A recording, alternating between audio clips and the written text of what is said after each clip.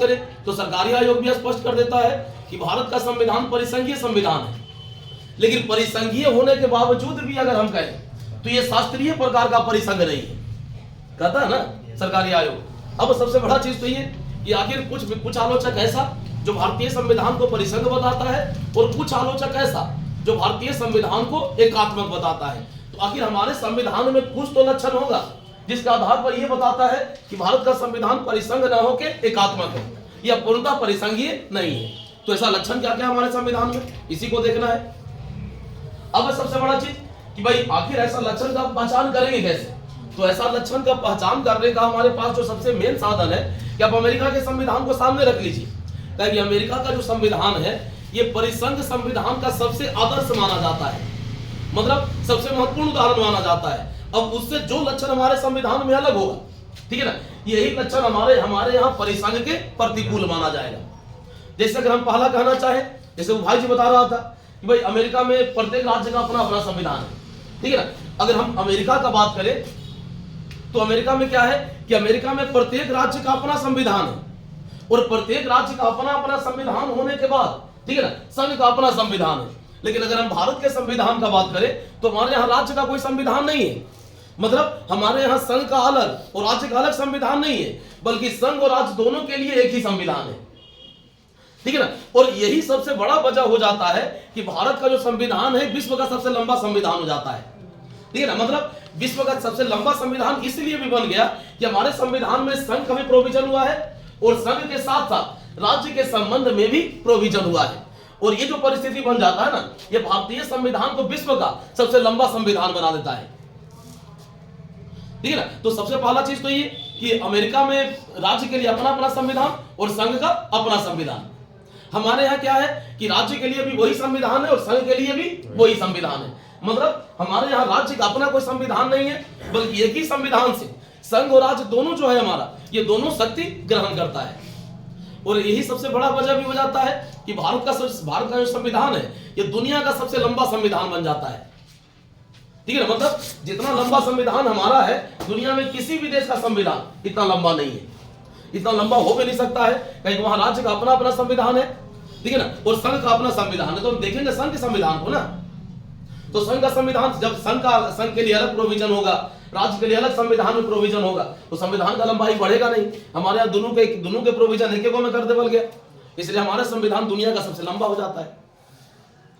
चलिए पढ़ लीजिए इसको। वो निवास करता है, ठीक है ना। लेकिन भारत का अगर हम बात करें तो भारत में रहने वाला प्रत्येक व्यक्ति, वो चाहे किसी भी प्रांत में निवास करता हो, ठीक है ना, वो केवल और केवल भारत का नागरिक है। मतलब हमारे यहाँ राज्य का अपना कोई नागरिकता नहीं होता है। संविधान का जो अनुच्छेद 5 है हमारा, यह स्पष्ट कर देता है कि राज्य का अपना कोई नागरिकता हो भी नहीं सकता है, ताकि नागरिकता जो है हमारा, यह संघ का विषय है। नागरिकता के संबंध में विधि बनाने का जो शक्ति होता है किसके पास? संसद के पास। मतलब राज्य विधानमंडल जो है नागरिकता के संबंध में विधि नहीं बना सकती है। जैसे अभी हाल फिलहाल में सुने होंगे कि सीएए और एनआरसी, इसको लेके जबरदस्त मतभेद उभर रहा था भारत में, ठीक है ना। तो अगर हम सीएए का बात करें, सिटीजनशिप अमेंडमेंट एक्ट, नागरिकता संशोधन विधेयक, तो ये पारित किसके द्वारा किया गया था? संसद के द्वारा। मतलब राज्य के विधानमंडल से इसका कोई लेना देना नहीं है, ठीक है ना। तो सबसे बड़ा चीज यहाँ पे क्या है कि संसद ऐसा तब न कर सकती है जब नागरिकता पर विधि बनाने का शक्ति संसद का होगा। अगर हम संविधान के अनुच्छेद 11 का बात करें, ठीक है ना, तो संविधान का अनुच्छेद 11 स्पष्ट कर देता है कि नागरिकता के अर्जन, धारण और बेहंस के संबंध में उपबंध करने की शक्ति किसके पास होगी? संसद के पास, ठीक है ना। तो ऐसा इसीलिए कि हमारे यहाँ जो नागरिकता है ये संघ का विषय है हमारे, और ऊपर से अगर हम देखें तो हमारे यहाँ राज्य का अपना कोई नागरिकता नहीं होता है। मतलब भारत का प्रत्येक व्यक्ति चाहे वो किसी भी राज्य में निवास करता हो, वो केवल और केवल भारत का नागरिक है, ठीक है ना, बल्कि जिस राज्य में वो रह रहा है उस राज्य का नागरिक नहीं है, ठीक है। लेकिन अमेरिका का प्रत्येक व्यक्ति अमेरिका का नागरिक होने के साथ साथ उस राज्य का भी नागरिक होता है जिस राज्य में वो निवास करता है, ठीक है ना। मतलब वहां दोहरी नागरिकता है, राज्य की नागरिकता भी और देश की नागरिकता भी, संघ की नागरिकता भी। हमारे यहाँ क्या है कि केवल नागरिकता केवल संघ का होता है और नागरिकता राज्य का नहीं होता है, ठीक है ना। यह भी फर्क है वहां के संविधान से हमारे संविधान में। वहां दोहरी नागरिकता है और हमारे यहाँ एकल नागरिकता है। ये वो सब पूछता है परीक्षा में। भारत के बारे में कहा जाता है कि अविनाशी राज्यों का अविनाशी संघ है। अविनाशी राज्यों का अविनाशी संघ। हमारा जो भारत है ये विनाशी राज्यों का अविनाशी संघ।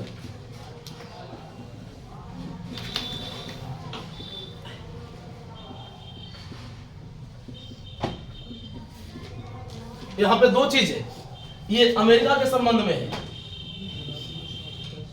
और ये भारत के संदर्भ में है। देखिए अमेरिका के संदर्भ में क्या कहा गया, अविनाशी राज्यों का अविनाशी संघ, ठीक है ना। अविनाशी राज्य कहने का मतलब यहां पे ये होता है कि जब तक राज्य नहीं चाहेगा या जब तक राज्य का इच्छा नहीं होगा, राज्य के नाम में, राज्य के राज्य क्षेत्र में या राज्य के सीमा में कोई परिवर्तन नहीं किया जा सकता है। मतलब राज्य के अस्तित्व का यहां पे एक तरह से कह लीजिए कि अमेरिका का जो परिसंघ है ये राज्य के अस्तित्व को गारंटी देता है। मतलब इसका अस्तित्व तब तक बना हुआ रहेगा जब तक वो राज्य चाहेगा, ठीक है ना। यहां पे एक टर्म आया अविनाशी संघ। अविनाशी संघ कहने का मतलब होता है कि किसी भी राज्य को संघ से बाहर निकलने का अधिकार नहीं है। मतलब एक बार जब आप संघ में बंध गए, ठीक है ना, तो यहां पे कह रहे हैं हम अविनाशी संघ। तो अविनाशी संघ कहने का मतलब क्या हो सकता है कि किसी भी राज्य को संघ से बाहर निकलने का अधिकार नहीं है। दो चीज जो अविनाशी राज्यों का अविनाशी संघ है, इससे दो निष्कर्ष निकल रहा है। सबसे पहला चीज तो ये कि अविनाशी राज्य ये बताता है कि यहां राज्य के अस्तित्व को गारंटी है। मतलब राज्य का अस्तित्व तब तक रहेगा जब तक कि राज्य चाहेगा। तो हमारे यहां क्या है, हमारे यहां राज्य का अस्तित्व तब तक है जब तक संघ चाह रहा है, ठीक है ना। लेकिन वहां पे राज्य के अस्तित्व को गारंटी दिया गया है कि राज्य के नाम में, राज्य के राज्य क्षेत्र में या राज्य के सीमा में तब तक कोई परिवर्तन नहीं किया जा सकता है जब तक कि राज्य ना चाहे, ठीक है ना। दूसरा चीज है अविनाशी संघ। अविनाशी संघ कहने का मतलब यह हो गया कि किसी भी राज्य को संघ से बाहर निकलने का अधिकार नहीं होगा, ठीक है ना। हमारे यहां क्या कहा गया, विनाशी राज्यों का अविनाशी संघ। विनाशी राज्य कहने का मतलब हमारे यहां राज्य के अस्तित्व का गारंटी नहीं है। हमारे यहां राज्य का अस्तित्व तब तक है जब तक संघ चाहता है, ठीक है ना। जैसे आप ध्यान दीजिएगा कि संविधान का अनुच्छेद 3 संसद को राज्य के नाम में, राज्य के राज्य क्षेत्र में और राज्य के सीमा में परिवर्तन करने का अधिकार देता है। मतलब राज्य का नाम कौन बदल सकता है, संसद। राज्य का राज्य क्षेत्र कौन बदल सकता है, संसद। राज्य के सीमा में परिवर्तन कौन कर सकता है, संसद, ठीक है ना। मतलब हमारे यहां राज्य का अस्तित्व तब तक है जब तक कि संघ का मर्जी होगा, ठीक है ना। लेकिन हमारे यहां भी संघ को अविनाशी बताया गया है। अविनाशी संघ का मतलब ये कि किसी भी राज्य को संघ से बाहर निकलने का अधिकार नहीं है। मतलब ये चीज अगर हम देखें तो दोनों जगह कॉमन है। संघ दोनों जगह अविनाशी है, अमेरिका में भी और भारत में भी। लेकिन अमेरिका में राज्य के संदर्भ में देखें तो राज्य अविनाशी है और हमारे यहां अगर हम चल के देखें तो राज्य हमारे यहां विनाशी है, ठीक है ना। ऐसा होने के पीछे भी वजह, मतलब एक कारण है। जैसे अमेरिका में जो परिसंघ का निर्माण हुआ, अमेरिका में राज्य पहले था और संघ बाद में बना। हमारे यहां क्या हुआ कि संघ पहले बना और राज्य का अस्तित्व बाद में हुआ, ठीक है ना। और ऊपर से अगर हम चल के देखें तो अमेरिकी परिसंघ का जो निर्माण हुआ ये राज्यों के बीच आपस में समझौता के जरिए हुआ, ठीक है ना। हमारे यहां संघ के निर्माण के लिए ऐसा कोई समझौता हुआ ही नहीं। मतलब हम जो संघ का निर्माण किए ये समझौता रहित संघ है हमारा, और इसका जो संघ है ये समझौता युक्त संघ है, ठीक है ना। इसलिए वहां पे राज्य को अविनाशी होने का गारंटी है और हमारे यहां राज्य के विनाशी होने का गारंटी है, ठीक है ना। यही फर्क है दोनों जगह, अमेरिका में और भारत में। सेवा के संबंध में बात करें तो अखिल भारतीय सेवा का जो अधिकारी होता है, ये अधिकारी किसका होता है, संघ सरकार का। ये काम कहां करता है, तो राज्य में, ठीक है ना। लेकिन सब ऊपर से अगर हम कहें ये वेतन कहां से लेगा, तो जिस राज्य में सेवा दे रहा है उस राज्य से लेगा। लेकिन इस पर कंट्रोल किसका होगा, संघ का। मतलब एक विचित्र प्रकार का सेवा ही जो दुनिया के किसी भी परिसंघ में आपको नहीं मिलेगा सिवाय भारत के, ठीक है ना। मतलब जो अखिल भारतीय सेवा का अधिकारी होता है ना, ये राज्य के प्रशासन में जितना ऊंचा ऊंचा पद होता है, ठीक है, इस पद पर नियुक्ति इसी का होता है, ठीक है ना। मतलब अगर हम संविधान के अनुच्छेद 312 का बात करें तो अखिल भारतीय सेवा का वर्णन कहां हुआ है? संविधान के अनुच्छेद 312 है, ठीक है ना। हमारे यहाँ 3 सेवा को अखिल भारतीय सेवा माना गया है। पहला भारतीय प्रशासनिक सेवा, इंडियन एडमिनिस्ट्रेटिव सर्विस, भारतीय पुलिस सेवा, इंडियन पुलिस सर्विस, और भारतीय वन सेवा, इंडियन फॉरेस्ट सर्विस, IFS। मतलब 3 सेवा जो है हमारा, ये अखिल भारतीय प्रकार का है। इस अखिल भारतीय सेवा का जो अधिकारी होगा, किसका अधिकारी होगा? संघ का। इस पर नियंत्रण किसका होगा? संघ का। ये काम कहां करेगा? राज्य में। वेतन कहां से लेगा? राज्य से। लेकिन कंट्रोल के एक पर क्या होता है? संघ का। जैसे आपका बिहार शरीफ का डीएम, नालंदा का डीएम एक IAS अधिकारी है। ये IAS अधिकारी है, मतलब अधिकारी किसका है? तो संघ सरकार का। इस पर कंट्रोल किसका है? संघ सरकार का। मतलब राज्य सरकार को इस पर इतने कंट्रोल होता है ना कि वो इसका पोस्टिंग कर सकता है और ट्रांसफर कर सकता है। एरा से ज्यादा राज्य सरकार कुछ नहीं कर सकता है इसको। अगर सस्पेंशन का बात आवेगा ना तो सस्पेंशन कौन करेगा? केंद्र सरकार। और जिस तरह से अगर हम बात करें, अभी केंद्र में दूसरा दल का सरकार है, संघ में दूसरा दल का सरकार है, तो इस सबको सस्पेंड कराना भी इतना आसान नहीं है, ठीक है ना। और ऊपर से अगर हम कहें तो ये अधिकारी संघ का है, लेकिन राज्य में जितना भी ऊंचा ऊंचा पद होगा, सारा पद पर यही लोग बैठा हुआ होगा। माने सरकार का जितना भी विभाग होगा, उस विभाग का सर्वोच्च पद कौन होता है? सचिव का। सचिव के पद पर कौन बैठा हुआ होता है? IAS अधिकारी, ठीक है ना। राज्य का सबसे प्रमुख अधिकारी या राज्य का सबसे बड़ा अधिकारी कौन होता है? मुख्य सचिव। मुख्य सचिव के पद पर नियुक्ति किसका होता है? IAS का।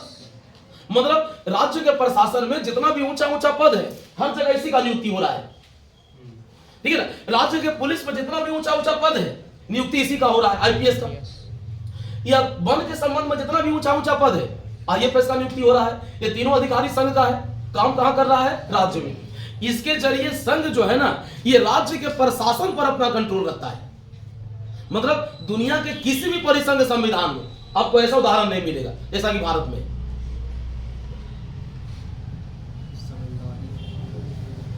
प्रकार का घटना हो जाता है। मतलब एक तरह से कह लीजिए कि परिसंघ में क्या होता है कि राज्य को स्वायत्ता होता है।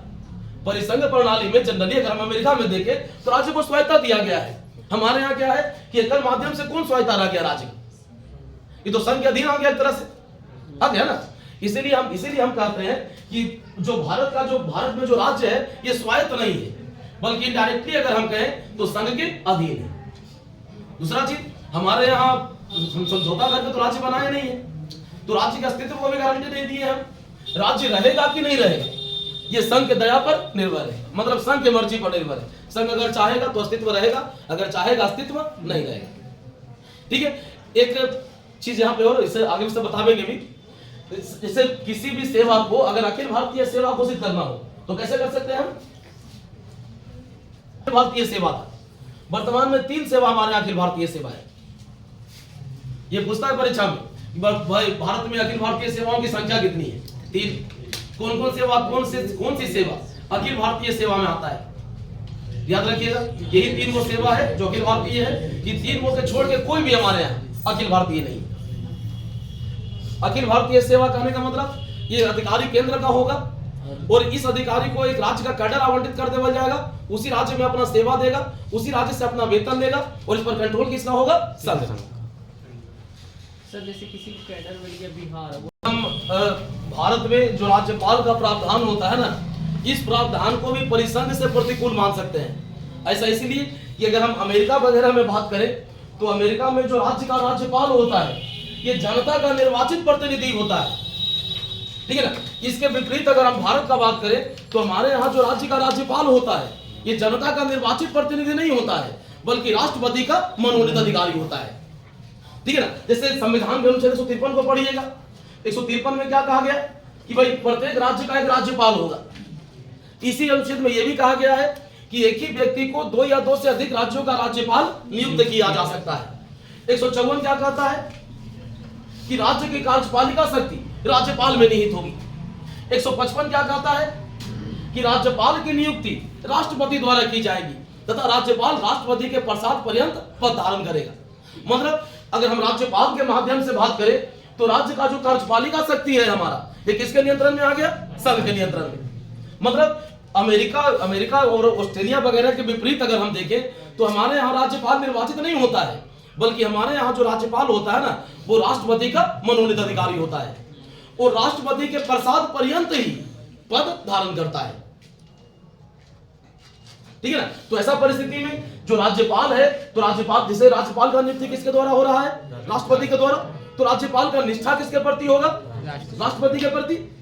ठीक है ना? मतलब राज्य का जो कार्यपालिका शक्ति है एक तरह से कह लीजिए किसके अधीन हो गया? संघ के अधीन।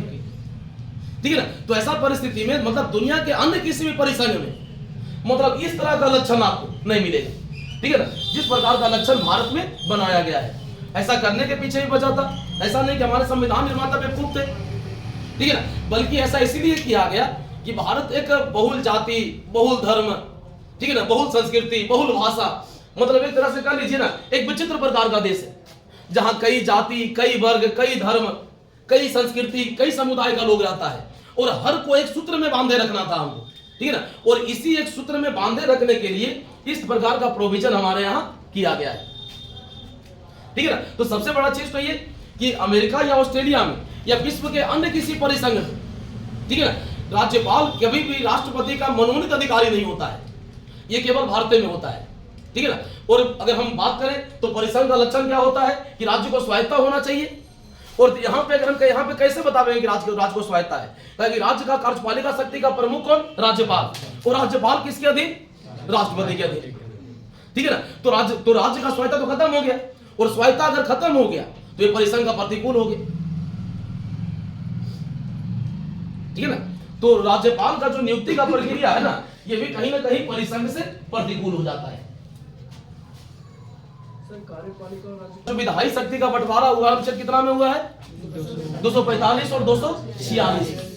संविधान का अनुच्छेद 245 यह स्पष्ट कर देता है कि संघ के द्वारा बनाया गया विधि संपूर्ण भारत में लागू होगा, और अनुच्छेद और राज्य के द्वारा बनाया गया विधि अपने राज्य के सीमा में लागू होगा। मतलब 245 यह स्पष्ट करता है कि अगर संघ कोई विधि बना रहा है तो पूरे भारत में लागू होगा, और अगर राज्य कोई विधि बना रहा है तो उसी राज्य में लागू होगा। अगर बिहार राज्य का सरकार कोई विधि बनाया तो बिहार में लागू होगा, उत्तर प्रदेश का कोई विधि बनाया तो उत्तर प्रदेश में लागू होगा, ठीक है ना। मध्य प्रदेश का सरकार कोई विधि बनाया मध्य प्रदेश में लागू होगा। लेकिन अगर भारत सरकार कोई विधि बनाएगा तो ये पूरे भारत में लागू होगा, ठीक है ना। अगर हम संविधान के अनुच्छेद 246 को अगर 7वां अनुसूची के साथ मिला के पढ़ेंगे, किसके साथ? 7वां अनुसूची के साथ, तो विधायी शक्ति का बंटवारा 3 श्रेणी में हुआ है, माने 3 सूची में हुआ है, संघ सूची, राज्य सूची और संवर्ती सूची, ठीक है ना। अगर हम संघ सूची का बात करें तो संघ सूची में 100 विषय है। अगर हम राज्य सूची का बात करें तो राज्य सूची में 61 विषय है, और अगर हम संवर्ती सूची का बात करें तो संवर्ती सूची में 52 विषय है। मतलब जो विधायी शक्ति है उस विधायी शक्ति को 3 सूची में बांटा गया, संघ सूची, राज्य सूची और संवर्ती सूची। संघ सूची के संबंध में जितना विषय होगा विधि बनाने का शक्ति किसके पास? संघ के पास। राज्य सूची में जितना विषय होगा विधि बनाने का शक्ति किसके पास? राज्य के पास। और संवर्ती सूची में जितना विषय होगा विधि बनाने का शक्ति किसके पास? दोनों के पास, ठीक है ना। लेकिन अगर एक ही विषय पर दोनों विधि बना देगा और दोनों के विधि में संघर्ष हो जाएगा तो राज्य का जो विधि होगा संघर्ष की मात्रा तक शून्य होगा। जैसे एक उदाहरण देते हैं कि भाई जी का थप्पड़ मारना है, ठीक है ना। ये भाई जी का थप्पड़ मारना अगर गैर कानूनी है, ठीक है ना, और इसको थप्पड़ मारना मान लेते हैं संवर्ती सूची का विषय, और मत देने वाले सदस्यों के 2/3 बहुमत से अगर यह पारित कर दे कि ऐसा करना राष्ट्रीय हित में आवश्यक है, ठीक है ना, तो संघ जो है हमारा, जो संघ का विधानमंडल है हमारा, ये राष्ट्र सूची के विषय पर विधि बना सकता है। मतलब सामान्य परिस्थिति में राष्ट्र सूची के विषय पर विधि बनाने का अधिकार किसका होना चाहिए? राज्य का होना चाहिए। लेकिन हमारे यहां संघ को राष्ट्र सूची के विषय पर भी विधि बनाने का शक्ति दिया गया है विशेष परिस्थिति में, ठीक है ना। जैसे संविधान का अनुच्छेद 249 कहता है कि अगर राज्यसभा उपस्थित और मत देने वाले सदस्यों के 2/3 बहुमत से अगर ये पारित कर दे कि ऐसा करना राष्ट्रीय हित में आवश्यक है, तो संघ जो है हमारा ये राज्य सूची के विषय पर विधि बना सकता है। संविधान का अनुच्छेद 253 कहता है, ठीक है ना, कि अगर भारत सरकार किसी अन्य देश के साथ कोई संधि करता है, मतलब अगर भारत सरकार कोई दूसरा देश के साथ कोई संधि किया और उस संधि को लागू करने के लिए अगर राज्य सूची के विषय पर विधि बनाना आवश्यक है, ठीक है ना, तो संघ जो है हमारा ये राज्य सूची के विषय पर विधि बना सकता है। संविधान का अनुच्छेद 252, 2 या 2 से अधिक राज्य अगर इस बात पर सहमत हो जाता है कि संघ को किसी राज्य सूची के विषय पर विधि बनाना चाहिए, ठीक है ना, तो संघ जो है हमारा ये राज्य सूची के विषय पर विधि बना सकता है। जैसे मानव अंग प्रत्यारोपण अधिनियम, नगर भूमि अधिकतम सीमा विनियमन अधिनियम, ठीक है ना भाई, पर्यावरण संरक्षण अधिनियम, इस प्रकार का जो कानून बनाया गया है, ये कानून किसके द्वारा बनाया गया है? संघ सरकार के द्वारा, संघ के द्वारा। लेकिन किस विषय पर बनाया गया है? राज्य सूची के विषय पर, ठीक है ना। तो यहाँ पे कुछ परिस्थिति बताया गया है जहां राज्य सूची के विषय पर भी संघ जो है हमारा विधि बना सकता है, ठीक है ना।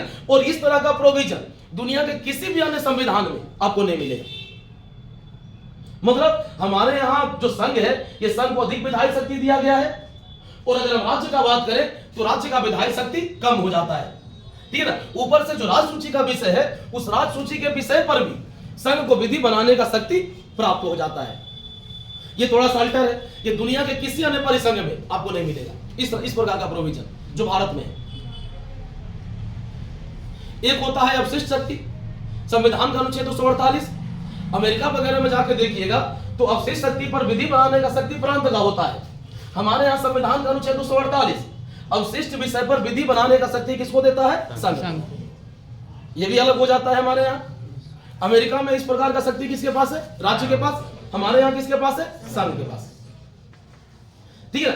ऊपर से अगर हम बात करें तो संघ एक चीज और है यहाँ पे कि संघ जो है हमारा ये राज्य को निर्देश भी दे सकता है। जैसे संविधान का अनुच्छेद 256, संविधान का अनुच्छेद 257, तो ये 256 या 57 जो है हमारा ये माने संघ को अधिकार देता है कि कुछ मामलों में ये राज्य को निर्देश दे सकता है। और इस प्रकार का प्रोविजन दुनिया के किसी भी परिसंघ में नहीं मिलेगा आपको सिवाय भारत के। इसलिए ये भी अगर हम इसको भी देखें तो यही परिसंघ से अलग हो जाता है। जैसे संविधान का अनुच्छेद 256, संघ राज्य को यह निर्देश दे सकता है कि संघ द्वारा बनाई गई विधियों के अनुपालन को सुनिश्चित किया जाए। संविधान का अनुच्छेद 257 यह स्पष्ट कर देता है कि संघ राज्य को यह निर्देश दे सकता है कि राज्य अपने कार्यपालिका शक्ति का प्रयोग इस तरह से करे कि संघ की कार्यपालिका शक्ति के प्रयोग में कोई अड़चन ना आए या कोई बाधा ना आए, ठीक है ना। तो इस मामले में निर्देश देने का शक्ति है, ठीक है ना। आपका संविधान का अनुच्छेद 355 संघ पर एक दायित्व डालता है कि वो राज्य को आंतरिक और बाह्य सुरक्षा से निजात दिलवाए या मतलब समर्थन करे, ठीक है ना। तो ये जो प्रोविजन है हमारा ये भी थोड़ा सा अलग हो जाता है जो दुनिया के अन्य परिसंघ में नहीं मिलेगा आपको, ठीक है। ऊपर से अगर हम बात करें आपात, जैसे हमारे यहाँ 3 तरह का आपात है, अनुच्छेद 352 है, 356 है, 360 है। तो इस तरह का भी जो प्रोविजन है हमारे यहाँ, ठीक है ना, ये कहीं ना कहीं संविधान को एकात्मक बना देता है। मतलब आपात के दौरान हमारा संविधान जो है परिसंघीय नहीं रहता है, परिसंघीय न रहकर क्या हो जाता है? एकात्मक। मतलब ये भी परिसंघ से प्रतिकूल लक्षण है, लेकिन भारत के व्यवस्था के लिए आवश्यक था, इसलिए इसको भारत के संविधान में शामिल किया गया है।